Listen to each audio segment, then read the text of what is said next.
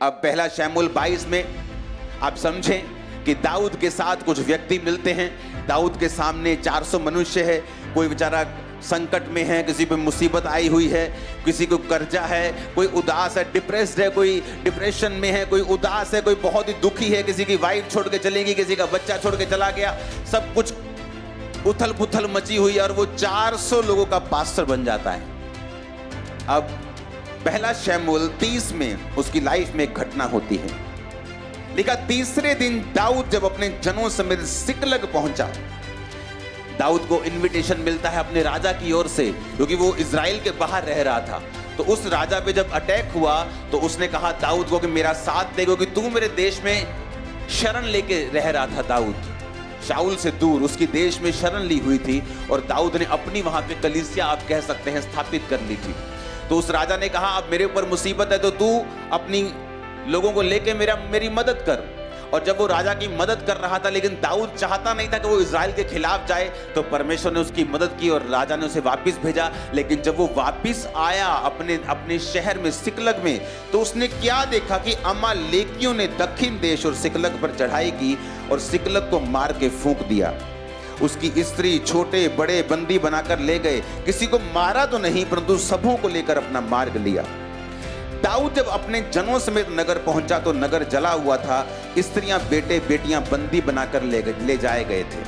दाऊद और उसके लोग उसके साथ चिल्लाकर इतना रोए कि उनमें रोने की शक्ति न रही। दाऊद की दोनों स्त्रियां यजरेली अहोनीम और कर्मेली नबाल की स्त्री अबीगेल बंदी बना ली गई थी। दाऊद बड़े संकट में पड़ा, क्योंकि जो लोग अपने बेटे बेटियों के कारण बहुत शोकित होकर उस पर पथराव करने की चर्चा कर रहे थे, परंतु दाऊद ने अपने परमेश्वर यहोवा को याद करके हियाव बांधा। तब दाऊद ने अहीमेलेक के पुत्र अबित्यार याजक से कहा, एपोद को मेरे पास ले आ। तब अबित्यार अपोद को दाऊद के पास ले आया और दाऊद ने यहोवा से पूछा, क्या मैं इस दल का पीछा करूं, उसको जा पकड़ूंगा? उसने कहा, पीछा कर, क्योंकि तू निश्चय उसको पकड़ेगा और निस्संदेह सब कुछ छुड़ा लाएगा। दाऊद अपने 600 साथी जनों को साथ लेकर बसोर नामक नाले तक पहुंचा और कुछ लोग छोड़े जाकर रह गए। दाऊद 400 पुरुष समेत पीछा करने के लिए चला गया और 200 जो थक गए थे वो बसोर नाले के पार ना जा सके और वहीं रहे। अब यहां समझने वाली बात है कि जो 400 व्यक्ति हो गए थे पहले जो आए थे, अब वो 600 हो गए थे। जब भी आप परमेश्वर के द्वारा निर्धारित किए हुए स्थान में जाएंगे, वहां निशानी होगी कि वो ग्रोइंग प्लेस होगा। वो ग्रोइंग प्लेस होगा। अगर आपकी चर्च में 50 भेड़ें हैं और वो हेल्दी हैं, पास्टर उन्हें सही खुराक दे रहा है, तो वो 75 क्यों नहीं हुई अभी तक? वो एक साल में 50 की 50 कैसे हो सकती हैं? क्योंकि वो उन भेड़ों को जो रियल खुराक मिलनी चाहिए वो नहीं मिल रही है। अगर भेड़ों को अच्छी खुराक मिली होती तो भेड़ें बच्चों को जन्म देती। अब यहां पर 400 जो व्यक्ति थे वो 600 हो गया और 600 को लेके दाऊद चला। पहले परमेश्वर से पूछा, वो इतना प्यार प्रभु से करता था, उसने ये नहीं कहा प्रभु तुझे मेरा साथ देना ही होगा, मैं जा रहा हूं, तुझे मेरा साथ देना होगा, नहीं तो लोग मुझे मार देंगे। उसने नहीं कहा, उसने कहा प्रभु मैं जाऊं या ना जाऊं। एक जो रियल विश्वासी है वो परमेश्वर के ऊपर थोपता नहीं है। दाऊद इस बात के लिए भी तैयार था कि परमेश्वर बोले मत जा, मैं तेरी जिंदगी को फिर से स्थापित करूंगा, तेरी परीक्षा है ये। वो इस बात के लिए भी तैयार था। इसीलिए जो लोग ये बात समझते हैं कि वो चंगा करे या ना करे वो मेरा परमेश्वर है, ज्यादा हीलिंग प्राप्त करते हैं, ज्यादा डिलीवर रहते हैं, ज्यादा मिरेकल्स को लेते हैं। जिन्होंने परमेश्वर के सामने कोई कंडीशन नहीं रखी या जिनके मन में कोई बैकअप प्लान नहीं है, या अगर ये मेरा परमेश्वर ने काम नहीं किया ना तो मैं छोड़ दूंगा, मैं चर्च छोड़ दूंगा, मैं सेकुलर हो जाऊंगा, मैं छोटी मोटी शराब भी पीऊंगा, मैं पार्टीज में भी जाऊंगा, मैं सब कुछ करूंगा, हाँ मैं क्रिश्चियनिटी में भी रहूंगा, लेकिन मैं वो वाला फेथ नहीं अपनाऊंगा। परमेश्वर आपको देखता है। उसने दाऊद को देखा। दाऊद स्पिरिचुअल एक प्रार्थना करता है कि परमेश्वर मैं जाऊं। परमेश्वर कहा जा, तू निस्संदेह सब छुड़ा के लेके आएगा। 600 को लेके चला और 200 रास्ते में रह गए, कहते हम नहीं जा सकते, थक गए, और 400 आगे गए। जब लिखा 400 आगे गए, उन्हें एक मिस्री पुरुष मैदान में मिला। दाऊद के पास वो गया और दाऊद ने उसको रोटी दी। तब उसने खाया और उसे पानी पिलाया। उन्होंने अंजीर की टिक्किया का एक टुकड़ा और 2 गुच्छे किशमिश दिए। उसने खाया, उसके जी में जी आया, क्योंकि 3 दिन से 3 रात से ना उसने रोटी खाई थी ना पानी पिया था। दाऊद ने उससे पूछा, तू किसका जन है, कहाँ का है? उसने कहा, मैं तो मिस्री जवान और एक अमालेकी मनुष्य का दास हूं। 3 दिन हुए मैं बीमार पड़ा और मेरा स्वामी मुझे छोड़ गया। हम लोगों ने करेतियों की दक्षिण दिशा में और यहूदा के देश में और कालेब की दक्षिण दिशा में चढ़ाई करके सिकलग को आग लगाकर फूंक दिया था। दाऊद ने उससे कहा, क्या तू मुझे उस दल के पास पहुंचा देगा? उसने कहा, मुझसे परमेश्वर की शपथ खा कि ना तो मुझे प्राण से मारेगा ना मेरे स्वामी के हाथ में करेगा, तब मैं तुझे उस दल के पास पहुंचा दूंगा। अब यहां पर जब दाऊद 400 मनुष्यों को लेके जा रहा है, बाइबल का वचन हमसे बात करता है, ये भेदों को खोलता है। उसने कहा उसको एक आदमी मिला जो कमजोर था। आप इमेजिन करो कि आपका पूरा परिवार कोई किडनैप करके ले गया है। इमेजिन भी नहीं होता। हाँ, इमेजिन करना भी मुश्किल है। इमेजिन करो आप, और रियल में उसका परिवार और उसके सारे साथियों का परिवार किडनैप्ड है। सारा पैसा एक ही रात में पैसा सब कुछ चुरा लिया गया है। और रास्ते में एक बीमार मनुष्य मिलता है और दाऊद कहता है, इसको खाना खिलाओ, इसको अंजीर की टिकिया दो। जीसस जब क्रॉस पर थे और डाकू ने कहा, जब तू परमेश्वर अपने राज्य में जाए तो मुझे याद करना। आपको मालूम, जब जीसस क्रॉस पे थे तो उनकी मृत्यु का कारण क्या था? क्योंकि क्रॉस वाला व्यक्ति जिसको भी चढ़ाया जाता था, उसको एक समय में जो ऑक्सीजन की मात्रा कम होने के कारण जो हृदय था वो फटता था, प्रेशर रहता था हार्ट के ऊपर, और इस हार्ट पर प्रेशर की वजह से वो व्यक्ति जो भी क्रूज पे होता था वो मरता था। जब सांस नहीं आ रहा होता था तो बोलना, आप जो लोग सांस के रोगी रहे थे कभी, उनको पता है ये कितना जहर है कि सांस ना आए और आपको बोलना पड़े। और यीशु मसीह ने उस समय भी जब सांस नहीं आ रही, पूरी ताकत के साथ अपनी स्ट्रेंथ को इकट्ठा किया और कहा, आज ही तू मेरे साथ स्वर्ग में होगा। हाँ, कहा कि नहीं कहा? ये दिखाता है कि उसका हार्ट कितना प्योर था, दाऊद का हार्ट कितना अच्छा था, कि आप परीक्षा में रहते हुए भी लोगों की हेल्प कर सकते हैं। आप नहीं कहते मैं बहुत बीमार हूं यार, तू कल मुझसे मिलना।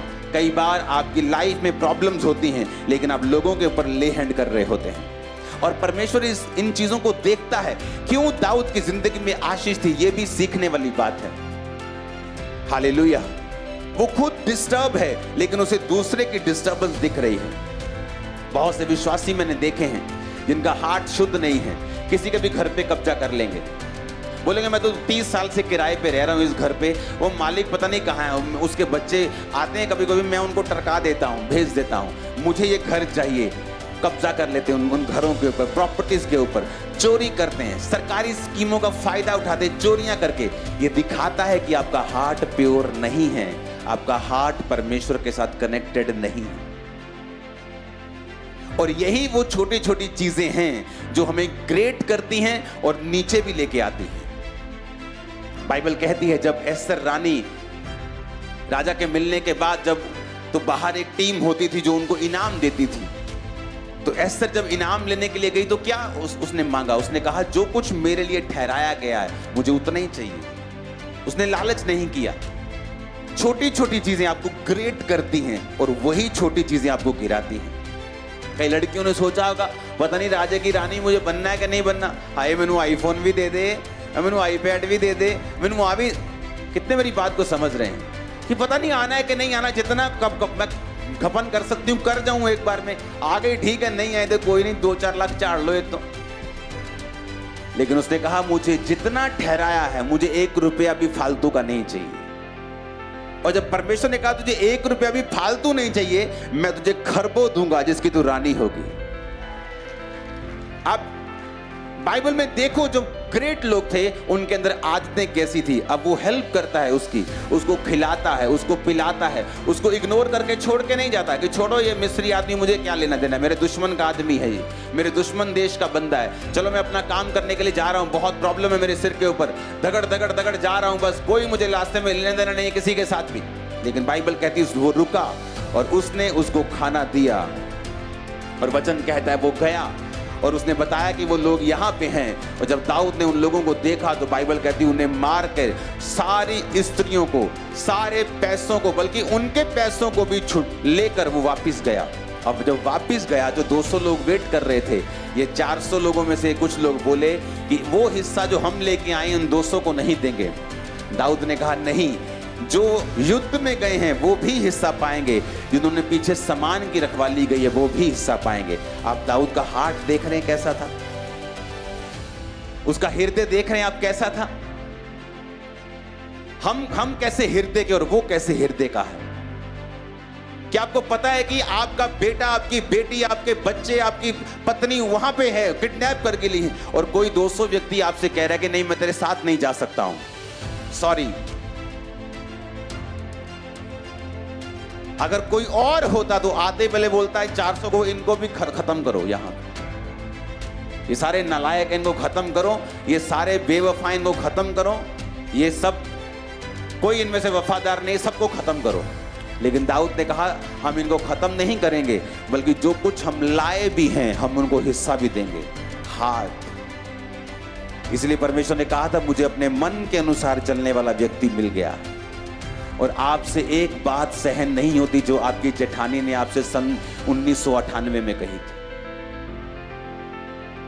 आप उस बात को अभी भी दिल में लेके बैठे हैं जो आपकी सास ने आपको 2021 में कही थी। और आप कहते हैं परमेश्वर आपको ऊंचा करेगा, कैसे? वो नहीं करेगा ऊंचा। और यही रियलिटी है जो कलीसिया को नहीं मालूम कि क्यों वो एक ही लेवल पे सारी उम्र गुजार देते हैं, क्योंकि उनका हार्ट वैसा नहीं है कि परमेश्वर उनके हार्ट को देखकर कहे हाँ मुझे अपने दिल के अनुसार चलने वाला आदमी, ये औरत मिल गई है, अब मैं से इतना उठाऊंगा कि लोगों के लिए एग्जाम्पल पैदा कर दूंगा। यहां पे अगर किसी ने आपके खिलाफ बोला है, आप भूलते नहीं है सारी उम्र। परमेश्वर ने मुझे सिखाया है कि तूने किस तरह से चलना है, और नहीं तो अगर तेरा हार्ट शुद्ध नहीं है, धन्य है वो जिनके मन शुद्ध हैं, क्योंकि वो परमेश्वर को देखेंगे। उसे सिखाया अपने हार्ट के ऊपर बोझ नहीं रखना है, अपने हार्ट को क्लीन रखना है, नीट रखना है, साफ रखना है, बोझ से दबा हुआ नहीं रखना है, चीजों को दबा के नहीं रखना है, गुस्सा नहीं रखना है। इसीलिए बाइबल क्या कहती है, आप जब दूसरे व्यक्तियों को देखते हैं वो बदला लेने वाले व्यक्ति हैं। कहते हम भूलते नहीं जी, हम बदला लेंगे। उन्हें लगता है इसमें उनकी शान है, और ये शैतान का हथियार है। और इसीलिए मैं आपको बोलता हूं कि अपनी संगति अच्छे लोगों के साथ रखें, स्पिरिचुअल लोगों के साथ रखें, जो आपको माफ करना सिखाएं, पवित्रताई में चलना सिखाएं, लेट गो करना सिखाएं कि छोड़ो परमेश्वर कर लेगा अपने आप। मेरी लाइफ में ऐसे हजारों किस्से हैं जब लोग मेरे खिलाफ बोले, उसके बाद बहुत बोले, उसके बाद बहुत बोले, फिर आके मुझसे माफी मांगी, फिर मेरी प्रशंसा करने लगे। ना तो मुझे उनकी खिलाफत से दिक्कत थी, ना प्रशंसा से कोई खुशी, क्योंकि मुझे मालूम है मैं किस काम के लिए बुलाया गया। मेरा कंसंट्रेशन उसी पे है। आपकी प्रशंसा और आपकी निंदा च्युइंग गम के समान है, उसे च्यू करो और फेंक दो, खाने का नहीं। ना प्रशंसा को अंदर लेना है। आज सरमन बड़ा अच्छा था जी, आप बोले वाह क्या बात है। जिस दिन आपको लोग नहीं बोलेंगे सरमन बड़ा अच्छा था, आप बोलेंगे आज अच्छा नहीं किया, आप इस वचन से दूर रहेंगे। आपको जब पवित्र आत्मा ने भेजा है वर्ड देके, आपको मालूम है आप अच्छा करके जा रहे हो। आमीन।